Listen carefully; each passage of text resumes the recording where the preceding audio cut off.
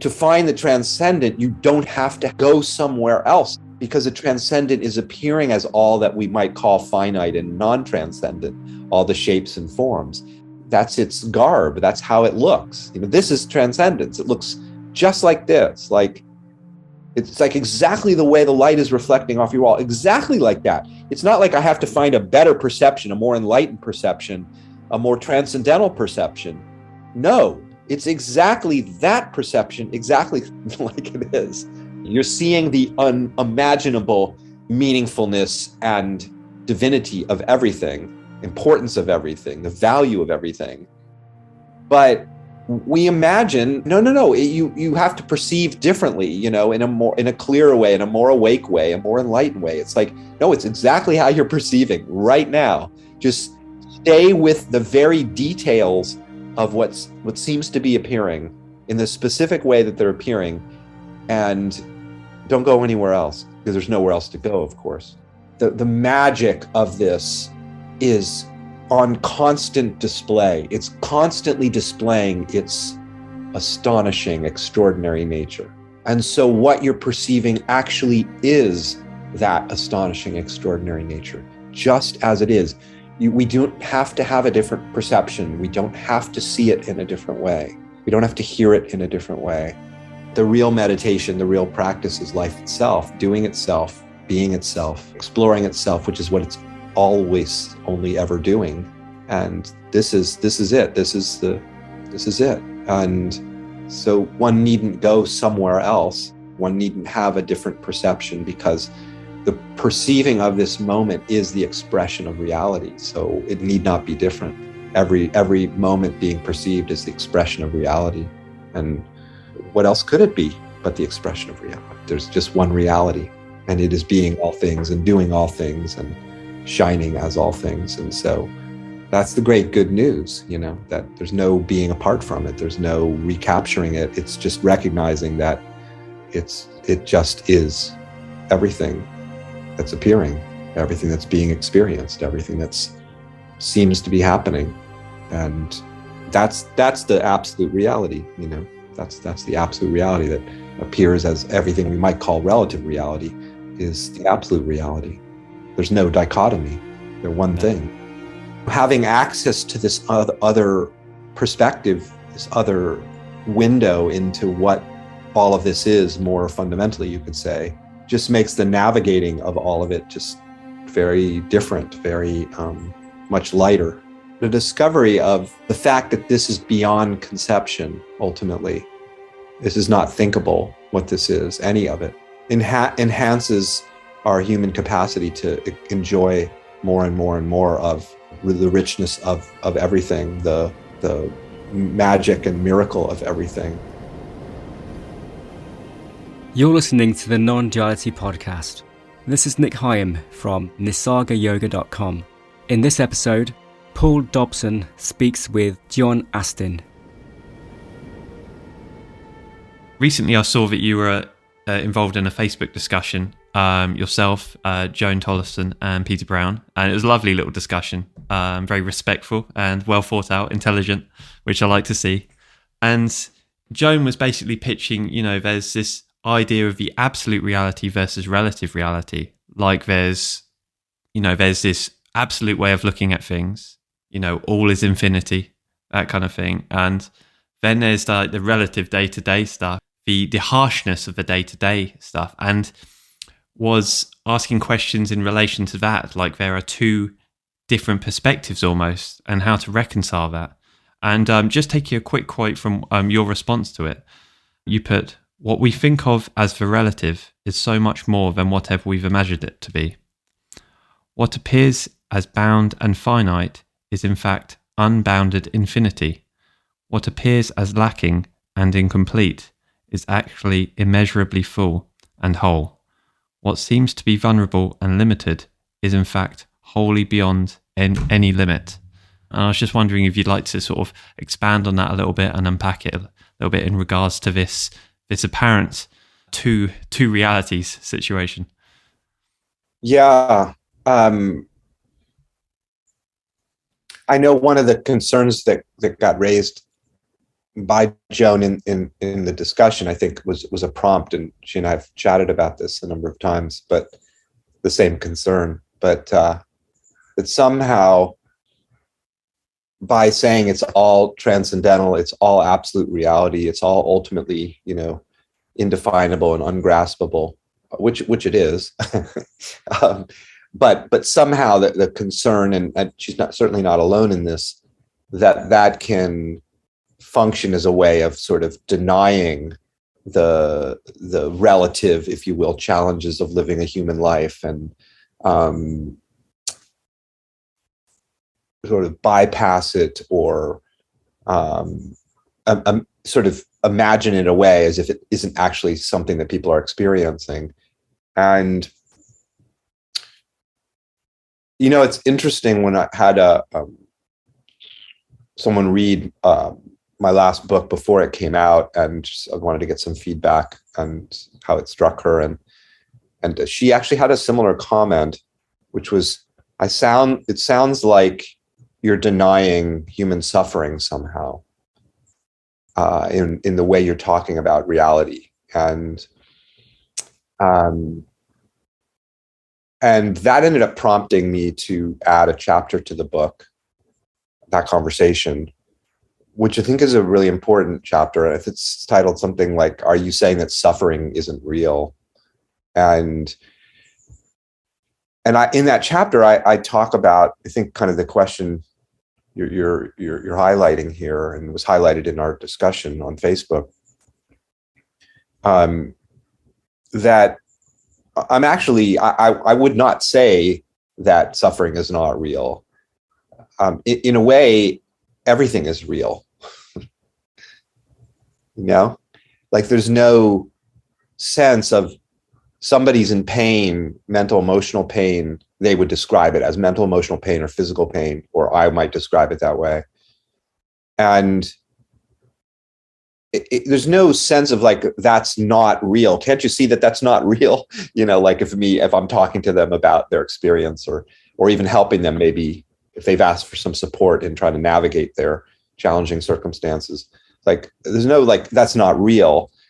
That is real, again, as experience, as what seems to be being experienced. And so I was pointing out in this discussion that from my standpoint, there's no saying that everything is absolute reality is not a denial of how that absolute reality can appear and be experienced. Not in the slightest. And we all know that, and in the chapter about suffering in the book, I just use an example from my own life where I was, out of the blue, I developed this pain in my wrist that I actually had never felt pain like that, physical pain. And it was, no one ever could figure out what it was. It was kind of, I don't know, someone said, "Oh, it's tendonitis," it's like, but that's like a kitchen sink, diagnosis of, we don't know what the fuck it is, which is really, really the actual diagnosis. But in any case, I was several times during the whatever few weeks I was dealing with that, I was like brought to my knees. It was so physically painful. And I resorted to using something, I don't know, like prednisone, a pretty heavy, kind of steroid drug to try to help mitigate the discomfort, right? Mm. So I write about that in the chapter. I was like, there's no denial of like that experience, right? It was like, that was something was being encountered, and I could characterize that as incredible, intense pain, discomfort, right? But the question from my standpoint, the human question, the spiritual question is, okay, so there's this event occurring that I've described as intense pain. What is that actually? Like, I've described it. And so there is this sense we have as humans, because we seem to be able to encapsulate moments, whether they're very beautiful, blissful, easy, moments, if you will, or really gritty, difficult, horrifically painful moments. In either case, everything in between. we just have this sense that it's pretty much a consensus view among humans that we know what these things are because we're able to characterize them, right? Pain is pain. I know what it is. I've got a name for it. I'm feeling it. This is what it is. I've just described it. I've conveyed it to whoever, myself, other people. But then there's this question, for me, it just has always come out of this curiosity of, all right, well, here's this experience that we're having, these experiences. What are they? Like, what are they? What are they? What's actually going on? That's the question. And, from the standpoint of sharing these ideas with other people, I often say, like, the exploration of such a question really, it kind of requires, in a way, that we consider the possibility that we don't know what it is, that we don't assume, because we have descriptions of things and seemingly able to conceptualize what things are, that may not actually be telling us the whole story. And this is the key thing that I was touching upon in that quote that you read, that in the case of this physical pain I was experiencing, yes, that characterization has its own reality of sorts, and I was encountering that reality. But the exploration of physical pain, or anything else for that matter, is quite remarkable thing to explore, because, as it turns out, when we go to look for what any description seems to be pointing to, like, in other words, the label that we give something, pain, joy, confusion, harmony, whatever those labels are pointing, they're pointing to something, right? I mean, the label is attempting to capture something, convey something, describe something. What is actually there that's being conveyed and seemingly conveyed, captured, described by language and the usual way we think about things as humans? And that turns out to be a mind-blowing thing to explore and discover, which is that we can't actually determine. And it's a strange situation we find ourselves in, because it's like something's there. Take something less charged, like, you eat something sweet, a chocolate, right? Okay, so it's not much charge there. It's usually pretty pleasurable experience, but it's this unmistakable thing. Like, you're not going to say, well, chocolate's not real. It's like, and the flavor of chocolate and the sweetness of chocolate is somehow not real. It's like a real experience. But what is it actually? What is the flavor of chocolate? And the exploration of that always ends you up in this, you always arrive in the same place in those explorations, which is that you cannot figure out what it is. You can't conclude, I've come to what the essence of chocolate is. I've come to what the essence of sweetness is as a flavor, as a human flavor that can be encountered. So in a way, which one is it? It's like, I know what chocolate is. I know what sweet is. I know what pain is. And then on the flip side of this same reality that's being encountered, I can also experience it in another way, which is, I actually literally do not know what this is, cannot determine what it is. And that leaves me in this very different place, you could say. It's a place of absolute open-endedness, of absolute indeterminacy, of that is the transcendent. That is the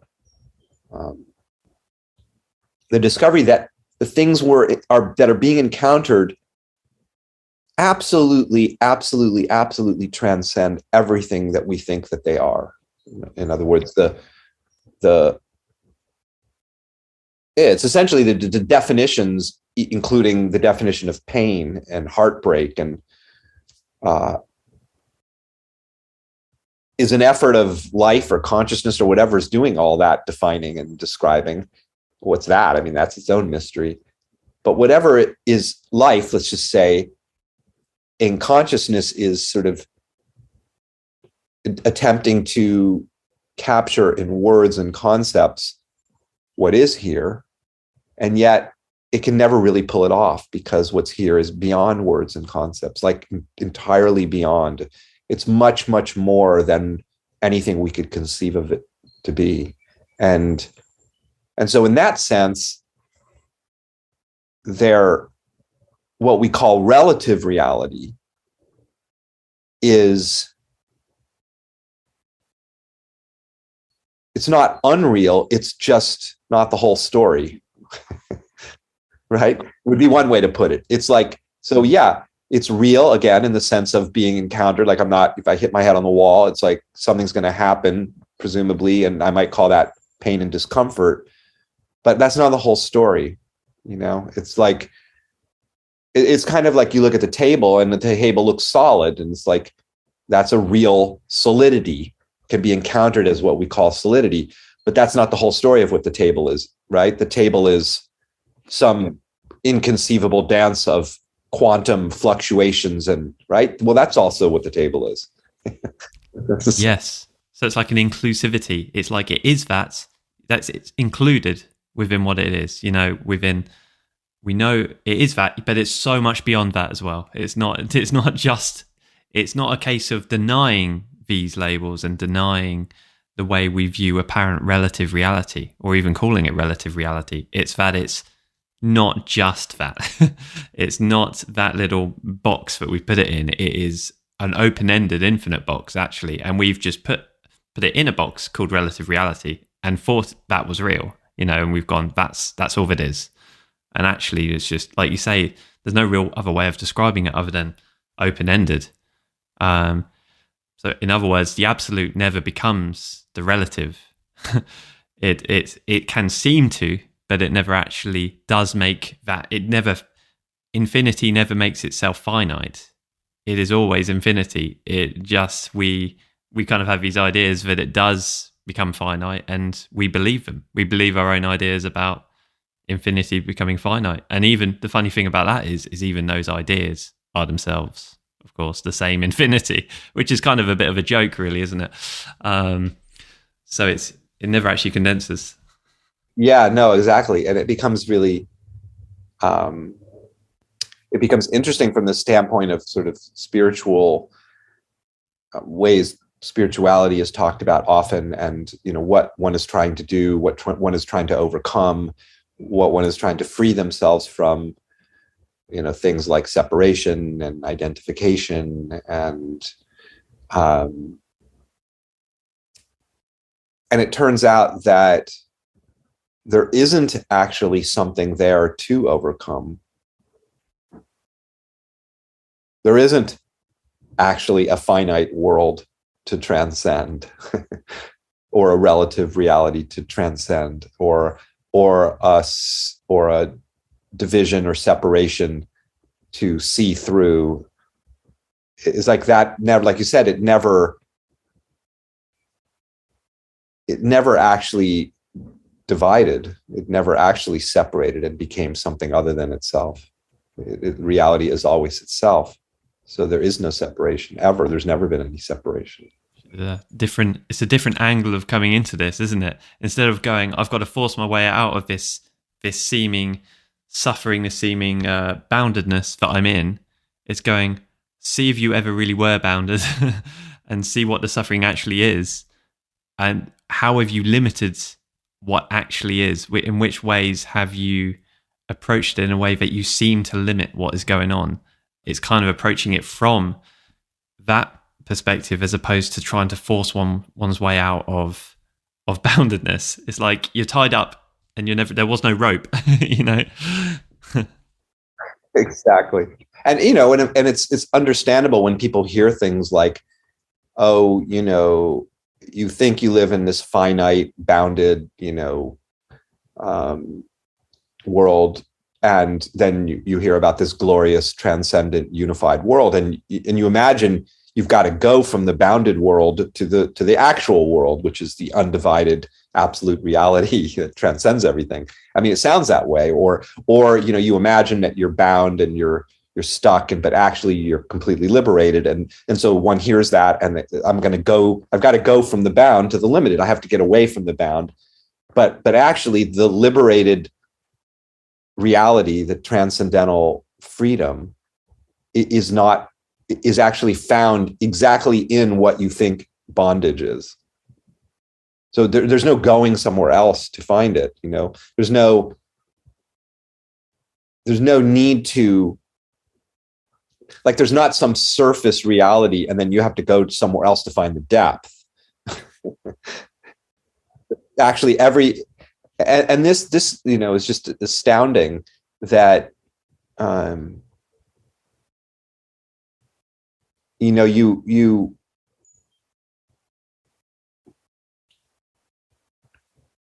if you go to what you imagine is present, you feel what's present.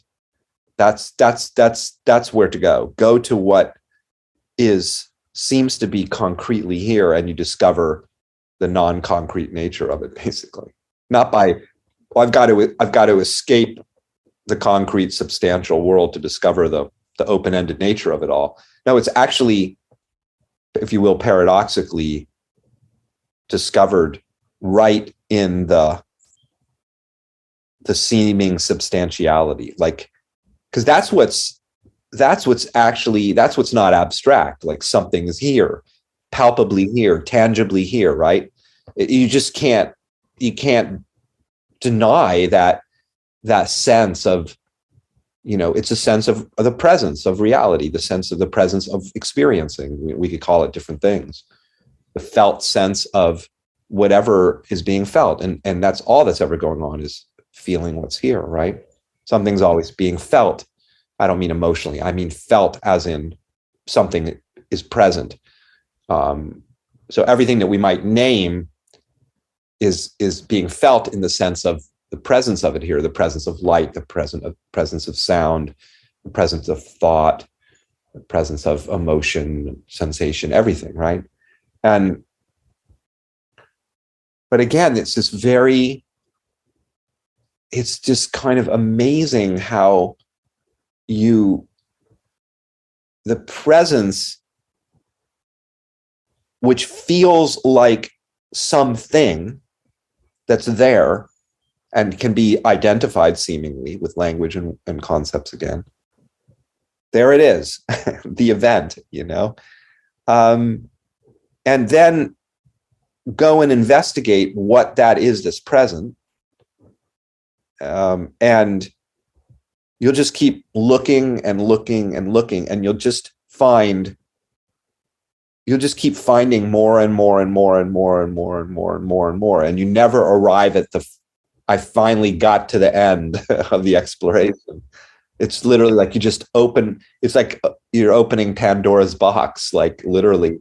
And it's a box that has no bottom to it. And you just keep finding more details that thing that's present seems to be made of, and the details are made of more details. And it's just, there's no end to the exploration, and that's its infinite nature, right? It has no end to it. It has no end to it. So how can you have a conclusion about what it is? Well, you can't. No, I mean, that is the nature of infinity. But we have this idea of infinity, is this kind of sort of idea that's out, just like, it sounds too big for our possible, that we can't enter into it somehow. It's like it's out there somewhere. It's infinity, but I'm over here in my human life. But infinity is saturating itself. Everything is saturated by its own infinity, because there's only infinity. And so therefore, when you do these explorations, when you look authentically, genuinely, really earnestly into your direct experience, without going to the stories about what that direct experience is, you're just going directly as a kind of feeling, it does reveal itself, because it can't not, because that's what is. the actuality is what is. It's not, the ideas are what's not true. The ideas are made of that same fact, but the ideas are not true. And at one stage, you could say, it does help to kind of, as I say, at least in my experience, feel into it. I kind of feel into the direct experience. Eventually, you come to realize that even the thoughts and the stories are it as well.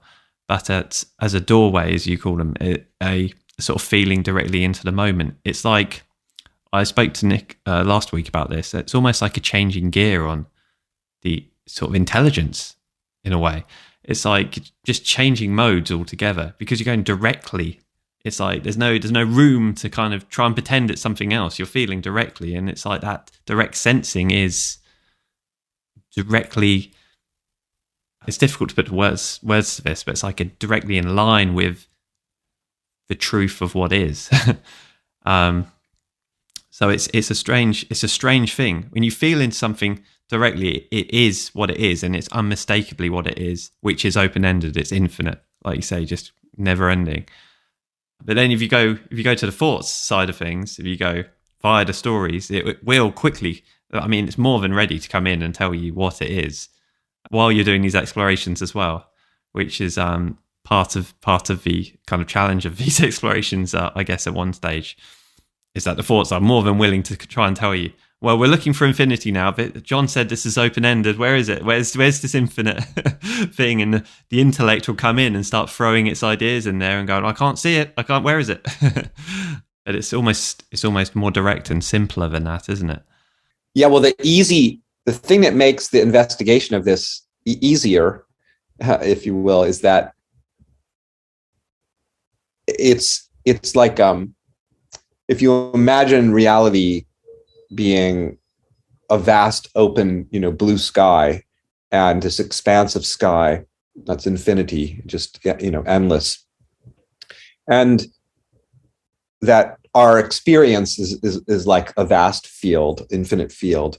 But then there's all these seeming kind of aspects in the field that are, we think of as our discrete experiences, including the objects in the visual field, but all the other parts of the experiential field, that we think of as these distinct pieces and parts, right? Thoughts, feelings, sensations, and describe them in those ways as these separate domains or dimensions of the field. But it's kind of like, it's all the vast blue sky. And so any point that you investigate, any aspect in the field that you investigate, with like a point in the sky, there's the point in the sky. And when you investigate that point, what do you discover? That the point is the sky, literally, isn't it? And so anything that you investigate as a seemingly separate, autonomous, discrete piece of the whole is discovered to be the whole. Literally. I mean, it's literally that. And so anything can be explored because it leads to the same discovery when investigated sort of on its own terms, rather than on the terms of the interpretive mind, which is sort of telling reality what it is. And so the investigation is like, you could say, let reality tell you what it is. And I mean, it's interesting. I mean, even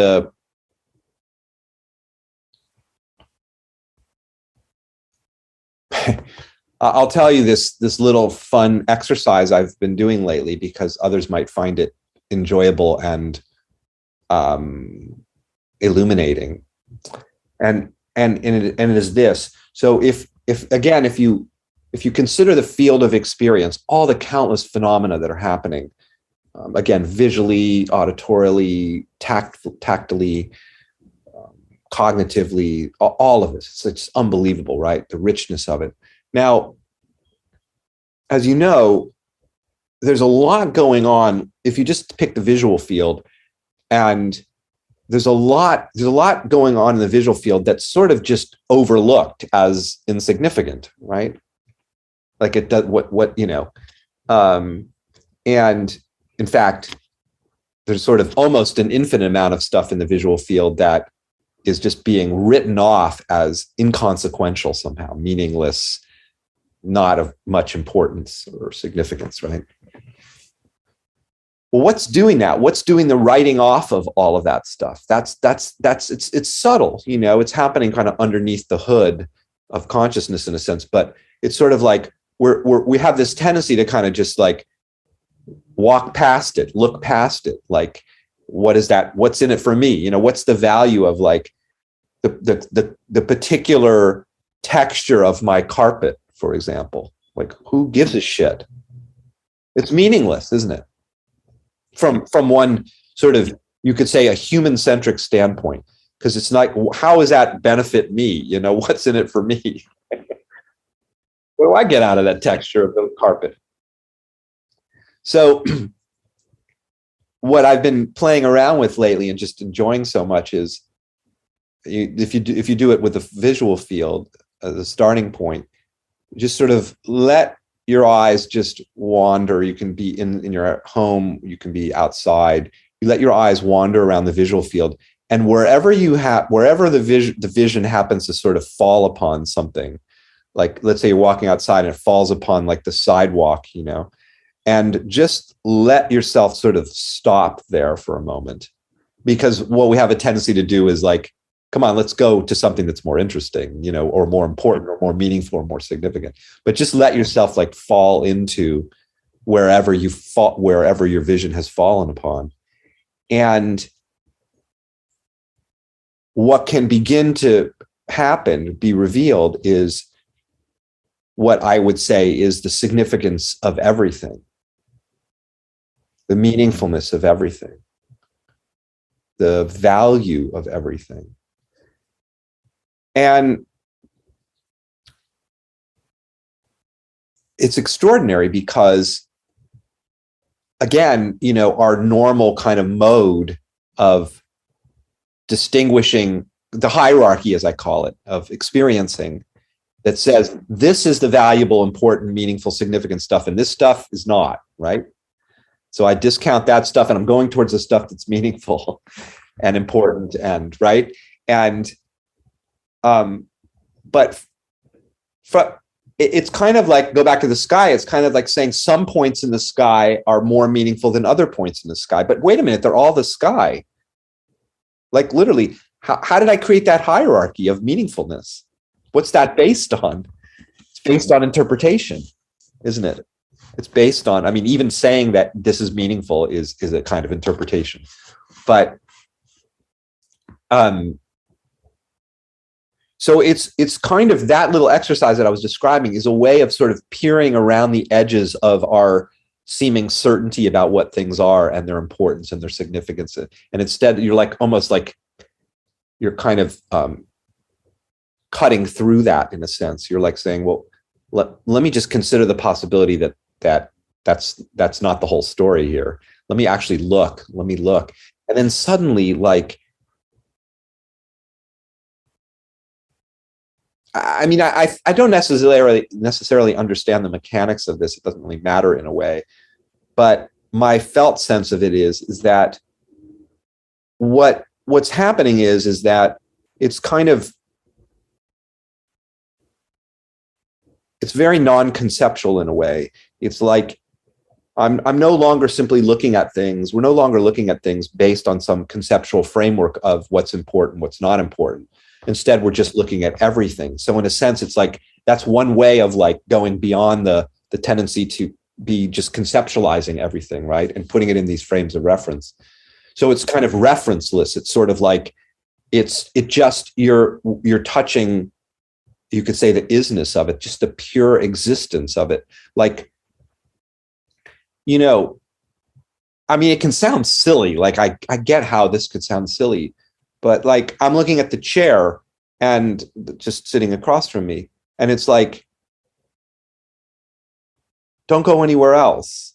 Like, and all of a sudden, the shape of the chair is recognized as, that's the shape of reality. Of course it is. And so, oh my God, it's like, the shape, the chair is shaped that way.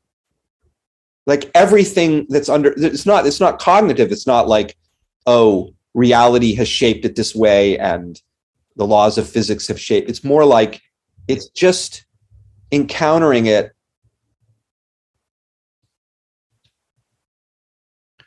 It's actually just seeing what's there, in a way, would be a simpler way to put it, right?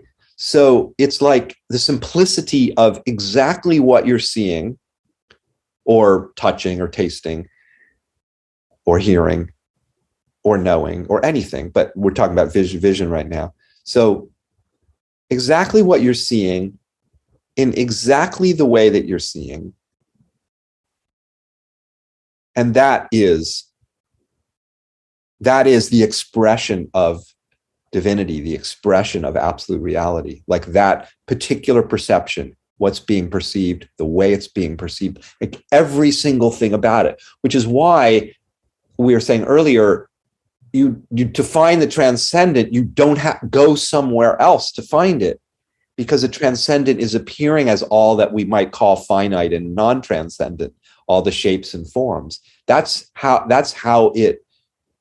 its garb. That's how it looks. This is transcendence. It looks just like this. Like it's like exactly the way the light is reflecting off your wall. Exactly like that. It's not like I have to find a better perception, a more enlightened perception, a more transcendental perception. No, it's exactly that perception, exactly like it is. So we think, we hear all these teachings, we think, oh my God, this sounds like amazing, like, wow, the meaningfulness of everything, the significance of everything. And it's like, no, that's exactly what you're seeing right now. That's what you're seeing. You're seeing the unimaginable meaningfulness and divinity of everything, importance of everything, the value of everything. But we imagine, and unfortunately, I think a lot of the teachings kind of reinforce this. It's like, no, you have to perceive differently, in a clearer way, in a more awake way, a more enlightened way. It's like, no, it's exactly how you're perceiving right now. Just stay with the very details of what seems to be appearing in the specific way that they're appearing, and don't go anywhere else, because there's nowhere else to go, of course. Absolutely. I mean, I've said this before, but it's too simple. It's too simple, really, to because the mind wants to come in, or whatever it is we call a mind, wants to come in and take it apart and try and go, what is it that John or Paul is talking about here? Like, I need to see what they're seeing here. Like this chair needs to be looking a certain way. What? Right. I'm not seeing the chair that way. It's like, that sounds like amazing. What is he talking about? Right? Yeah, this is a psychedelic chair. Like, what? Give me the psychedelic chair over the regular old lounge chair, Yeah, exactly. But it's just the simplicity of what is. It's these words get thrown around all the time, but it's so simple. It's I always struggle putting it to words, just how simple it is, because there is no words for it. But it's like a nakedness, a directness, just an absolute simplicity, like being as simple as possible with reality, and then being more simple, and that's it, like just there. You're not looking for anything, like you were alluding to. You're not looking for anything different or more or special. It doesn't need to look anything other than what's there, because what is there is the whole thing. And someone hears this, and talking from my own experience, I don't know other people's experience, but my own experience, I'd hear something like this in the past and I'd go, I don't understand. What are you saying? Like, it's because it's gone through that little filtration system of my mind that goes, I need to work out, maybe if I, like you said earlier, with the laws of physics, or maybe vibrations of light are kind of getting together in a certain way in order to create that picture of reality. And maybe that's what I need to see. But actually, it's just way simpler than that. The fact that it's appearing, the fact that it is the whole story. The fact that you are perceiving. Right. And the staying with it, as I was saying, is a way of kind of undercutting in a certain way the tendency that the interpretive apparatus of mind, that aspect of mind, if you will, it will have a tendency just out of habit to discount it and go, come on. I mean, really? The way the chair is shaped, who gives a flying, what? So what I'm describing is kind of, it's its own kind of contrived, if you will, kind of exercise, but it's fine. It's a way of playing with experience or playfully exploring it. But yes, we're just dashing past the magic that abounds everywhere, thinking we hear things like the miracle of it all, the magic of it all, the astonishing nature of it all, right? And then we imagine that's not what we're seeing, because what doesn't feel astonishing, like where's the wow, right? And so we're going to go look for it somewhere else because it ain't here, right? And that's a guaranteed way of missing it. It's kind of like, okay, well, let me not just race past all this stuff, all this detail that I usually just sort of discount as noise in the system, and I want to go, there's a chapter in my book called The Signal and the Noise. And I talk about this, what I'm talking about in that chapter, about like the signal tends to be what we have deemed to be important in the moment, kind of the narrative, like what's the plot line here? Like the plot line is, the conversation and our attempt to talk about the indescribable as we do together. And, we're having this chat, right? And so that's kind of like the central sort of storyline. And then there's all this kind of peripheral stuff like little flickers of light and energy and rumblings in the body. And, there's just all this stuff going on, right? And it's like, that's not part of the story, right? It's not part of the main plot. But the way the chair is shaped, as we were talking about, like, again, well, what is it? How does that fit into? Well, the thing is that it doesn't fit. In other words, all that stuff, all the way the light is flickering, the shadows on the wall, the textures in the carpet, like you can't fit all that together in some kind of coherent narrative, can you? What kind of coherence? There's no coherence in that. It's like all these like little, like the fact that the glass is filled with this much water and not this much water. I mean, where does that fit into some sort of story of what all of this, putting it all together in some kind of, right, kind of coherent narrative? Well, it really actually, you can't fit it into a coherent narrative. So what we were starting to touch upon was talking about the magical, transcendental, astonishingly remarkable, beautiful, awe-inspiring nature of everything that we might be discounting. Again, people will hear that and go, but I'm not getting it. It's like, I look at the carpet, I look at the texture, I look at the color, I look at the light glinting off the table. What's so remarkable about that, right? But it's like the key is to just look at it, just perceive whatever is being perceived in exactly the way it's being perceived. To listen to the sound and just hear what's being heard exactly in the way that it's being heard. It's like if I could say it this way, the magic of this is on constant display. It's constantly displaying its astonishing, extraordinary nature. And so what you're perceiving actually is that astonishing, extraordinary nature, just as it is. We don't have to have a different perception. We don't have to see it in a different way. We don't have to hear it in a different way. And again, I don't confess to, I don't pretend to understand the mechanics of this, but I've been curious about it, and just really even from maybe that could be helpful to understand that in terms of introducing other people. But I think part of what's happening, and the way I'm describing this way of perceiving, is a kind of, you could call it sort of a direct experiencing that is less being sort of mediated by the interpretive frameworks that, again, tend to discount what's being perceived as, well, this is just ordinary, I'm just sitting on a call, on a Zoom call, right? That kind of discount of what's being perceived. But if you just, well, can I read something that I was reflecting when we took that little break when the recording stopped, on a piece that I wrote quite a while ago.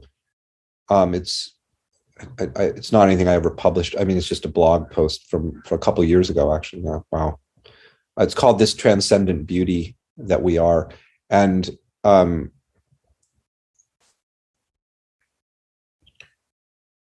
I say here, let me find this. Each moment that appears,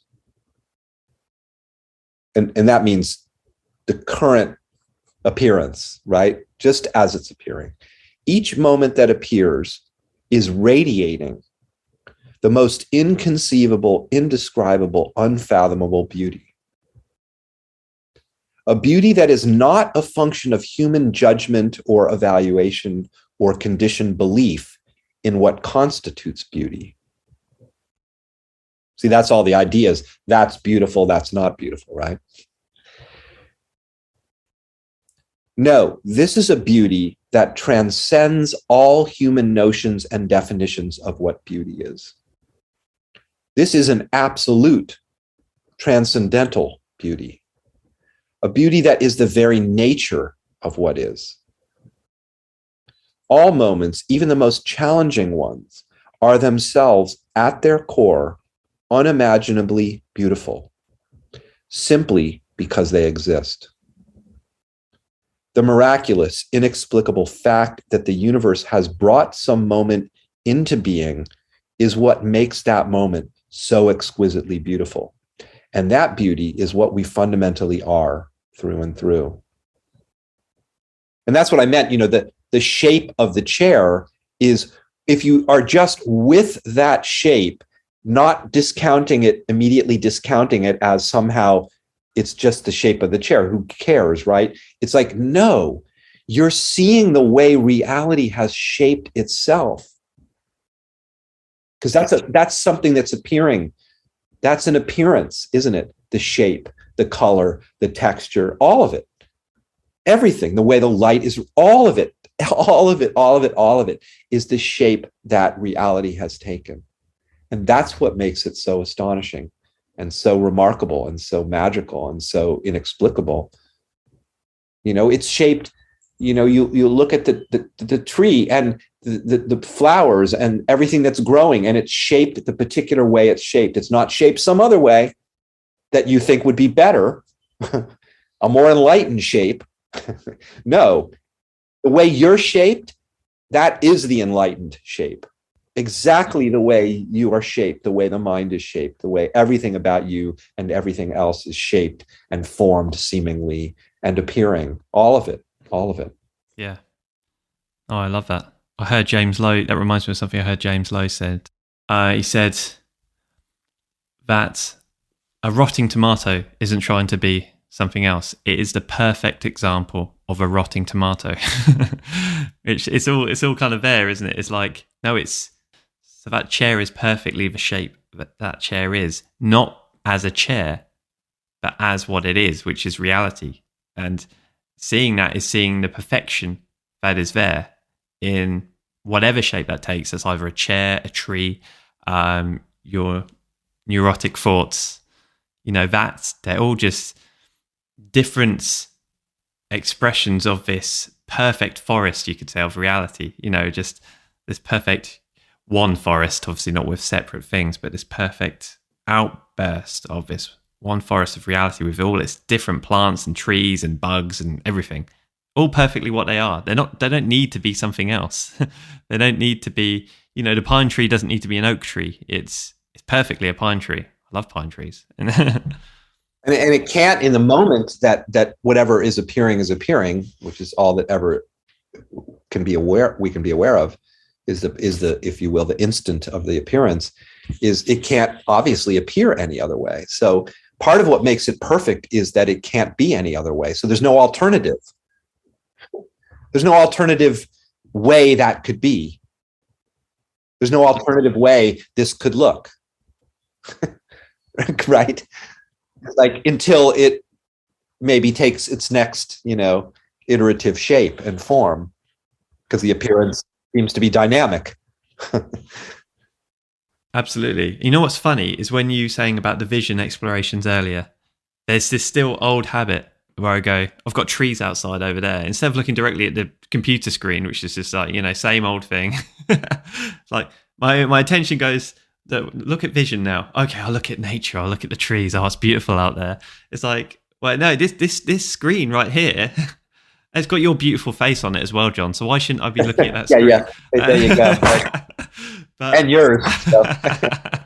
So what is it that makes me go, and it's that interpretation of what beauty is, of creating a hierarchy within these arbitrary reference points we have of what's good, what's bad, and then just like creating this little system of I'm being spiritual now. I'm doing an exploration. I'm going to look at nature, nature out there. It's all nature.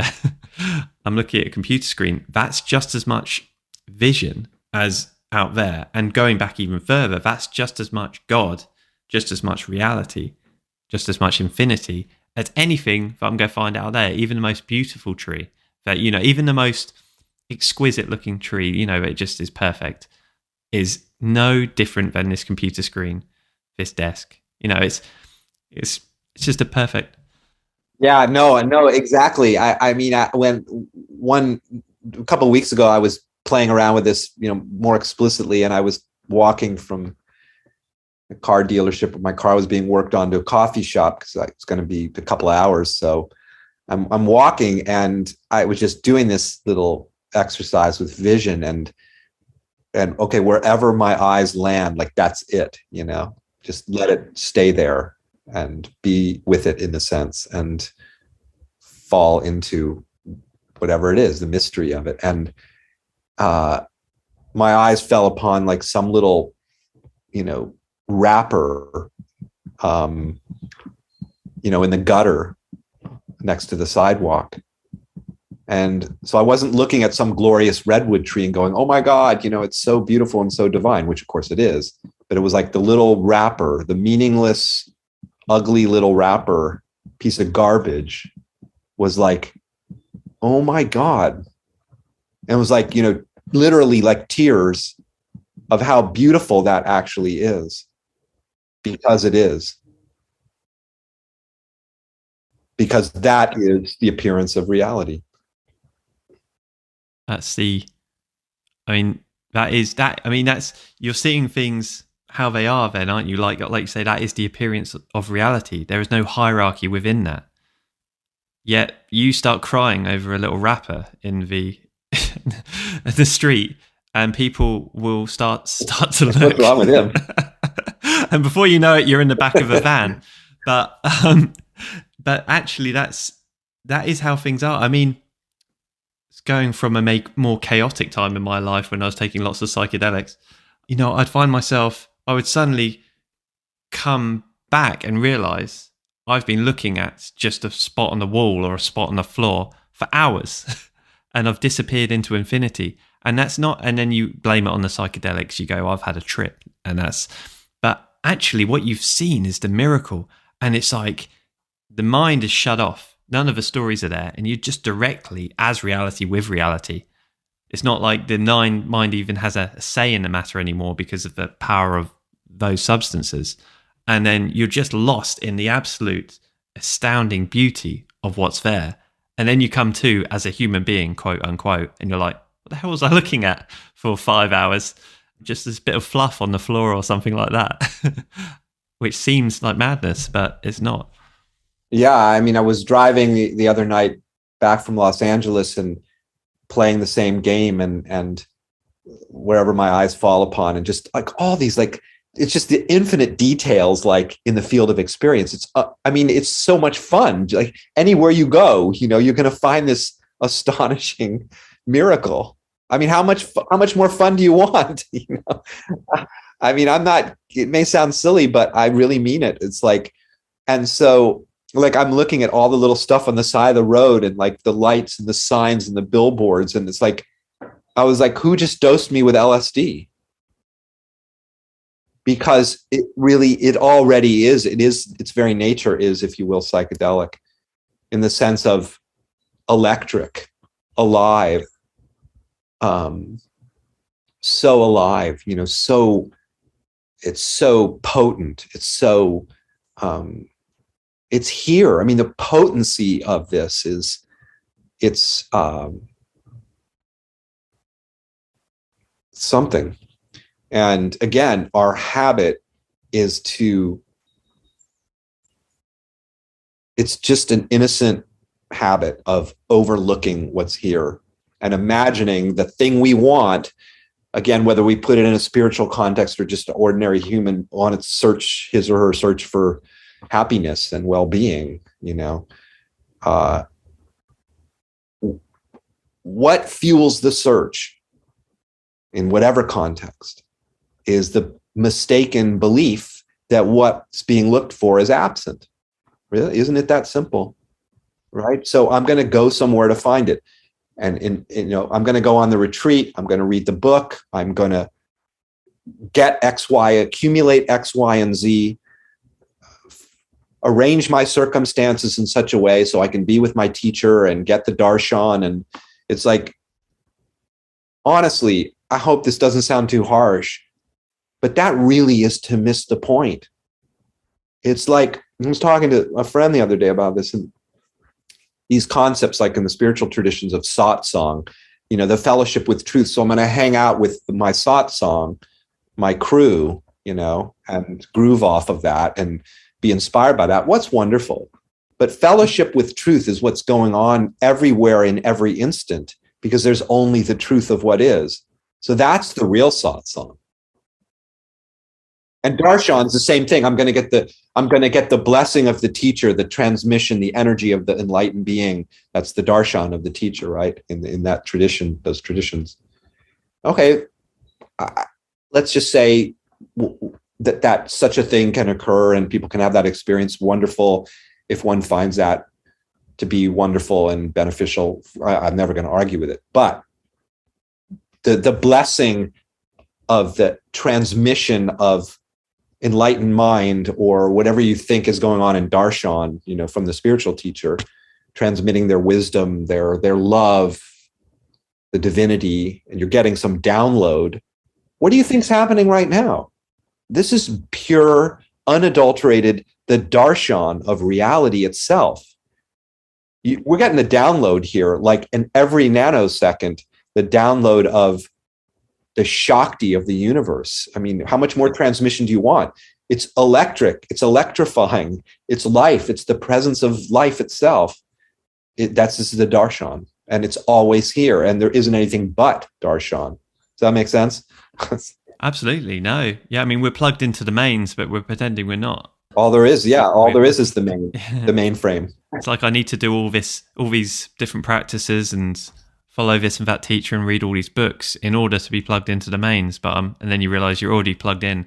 Yeah, it's not. This is without cause, because it is everything. It is the cause and the effect. So it's like it doesn't depend upon anything, because it just doesn't. And that's just a falsehood that is unfortunately perpetrated, either implicitly or explicitly by many, I think, spiritual approaches that honestly, I think it can just invariably leads people astray to imagine. Then you start associating the truth that one is seeking, or the freedom that one is seeking, with it depending upon these various, circumstances and conditions, be they environmental or related to practice or something. And again, there's nothing wrong with associating with environments that one finds transformative. I mean, that's great. And I encourage that. And, I host Zoom meetings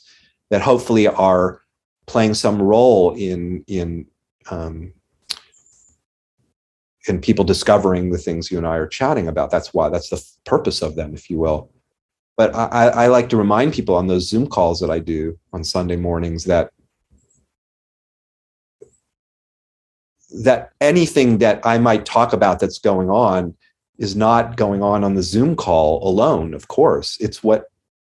So when the Zoom call ends and you click off and you exit the meeting, or the satsang ends, or the meditation retreat ends, or it's like, well, nothing's actually changed. There's still the shining forth of this incredible mystery we call reality. And that has no off switch. So it doesn't shut off when you stop doing whatever you think is making it more present or bringing it more to life. It is, and that's the mistake that can get made, when we form those kind of associations with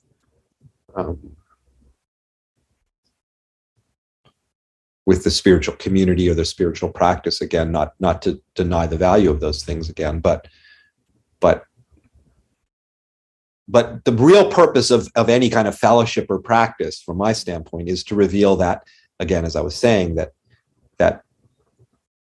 the real meditation, the real practice is life itself, doing itself, being itself, exploring itself, which is what it's always only ever doing. And this is it. This is it. And so one needn't go somewhere else. Like I said, one needn't have a different perception, because the perceiving of this moment is the expression of reality. So it need not be different. Every moment being perceived is the expression of reality. And what else could it be but the expression of reality? Oh, absolutely. I mean, this isn't too... There's a weirdness, isn't there, with you could say the mechanics of reality, which are, we can't put into words. It's just mysterious. But there's these practices and things like that seem to go on for a certain amount of time, and then they seem to stop, and things become clear. And it's obviously, hopefully, hopefully that's always the ideal outcome. And from one perspective, you can see that that's just, it's here. It's all here. That is, it's not necessary to do all the practices.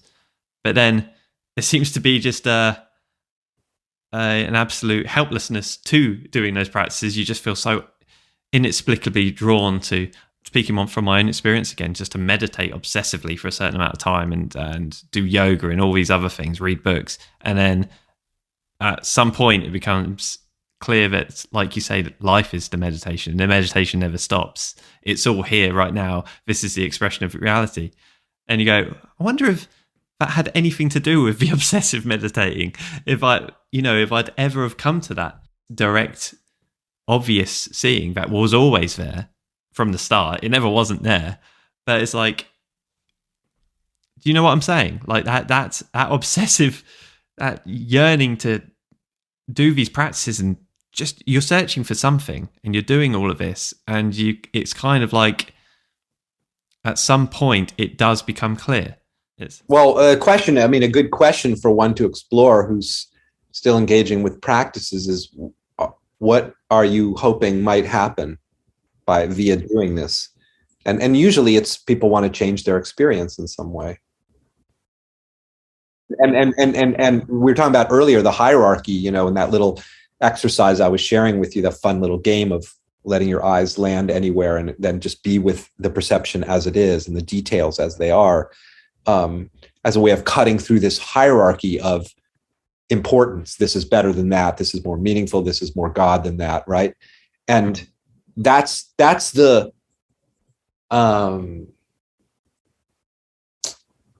sort of occupational hazard of spiritual practice, which is that it can subtly or not so subtly reinforce the hierarchy, that some experiences are more it than other experiences.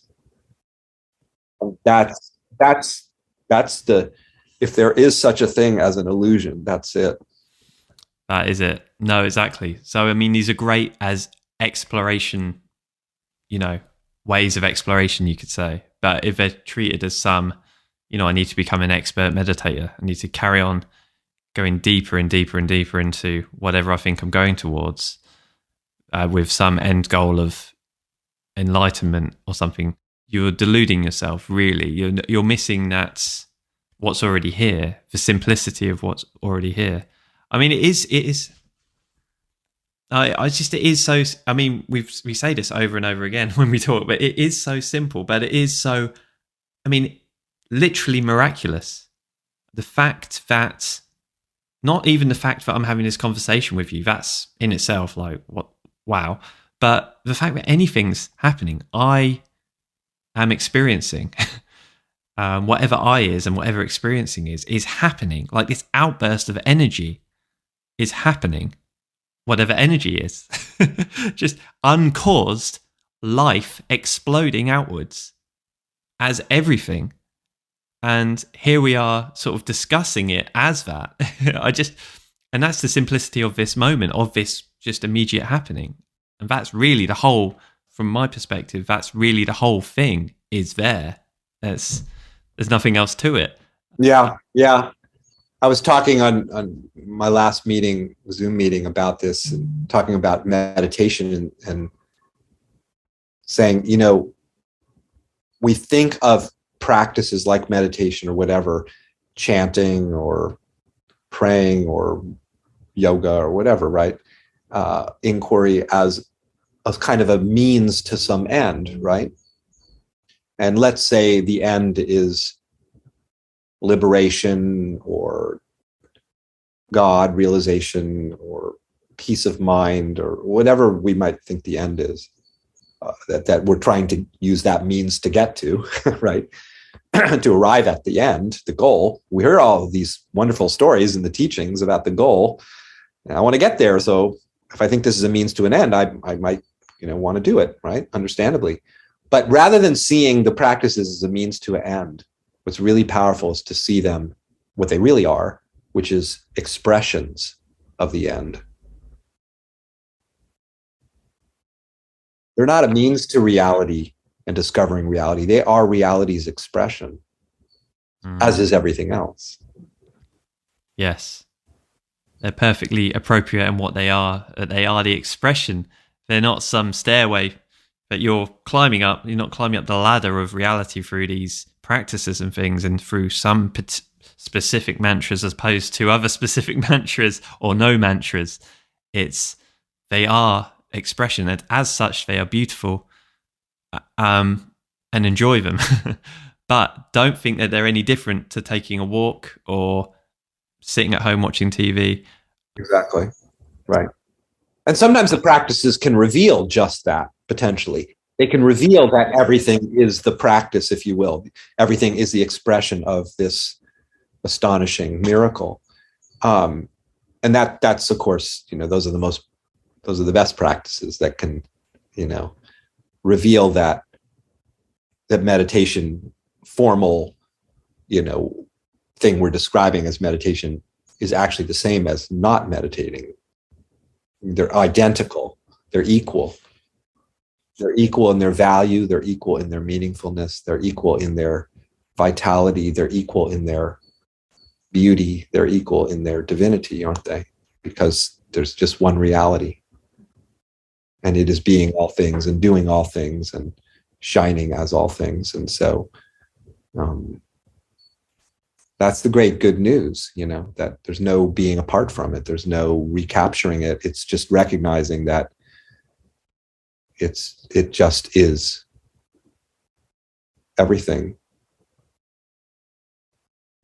that's appearing, everything that's being experienced, everything that's seems to be happening.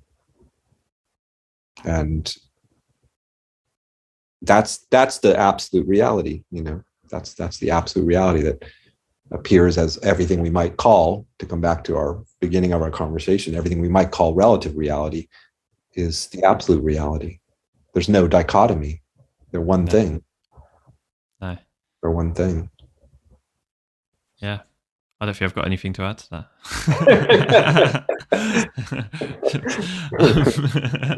No, that's probably, it's always the same stopping point, right? It's just kind of And of course, that the recognition of that for, in a way, it's like reality always already is itself, being itself, only ever itself, never collapsing into any real identity or limitation. But for the human creatures, we could say we seem to be, experience ourselves as, and that includes, some of the challenges and trials and tribulations of living as these humans. Recognizing what we're talking about, that the magnificence of it all, everything is the shine of this great perfection. It definitely changes the human experience in profound ways, because it highlights, as you were reading in that little piece that I wrote in response to the dialogue, the Facebook dialogue, that, we discover that what we're calling normalcy is this unimaginable transcendental beauty, and what we call limitation is absolutely unlimited. What we call being stuck and confused is pure freedom. Well, that, needless to say, that's got a different feel to it, doesn't it? Yeah, it gives life a little bit of a different feel, doesn't it? A little different of a feel. And then, when stuff gets particularly gritty, as it can be in human life, the losses that are experienced, and, all of it, all of the things that we can run up against, bump up against, part and parcel of being human. Having access to this other perspective, this other window into what all of this is, more fundamentally, you could say, just makes the navigating of all of it just very different, very much lighter, needless to say, much less the stuff that can feel overwhelming when you know that it's pure divinity changes the quality of that sense of the overwhelm quite a bit. Yeah, thank God for that. Yeah, no. Yeah, I mean, that's the way in which it's, the ultimate medicine, that also, to kind of see this, understand it, and this is where that really gets tested out. Like we were talking before we started recording, like, deaths, loved ones dying, and that's where it really, it's like where you go, oh, am I full of shit with all this stuff? And that really, really shows that there is a different quality to those experiences. It's not like you're some emotionless robot about these experiences, but they are definitely 100% lightened. They are a much lighter experience, you could say. They're perceived in a different way. They don't have the density and heaviness and feeling of trappedness and hopelessness about them, because you can clearly see what they are.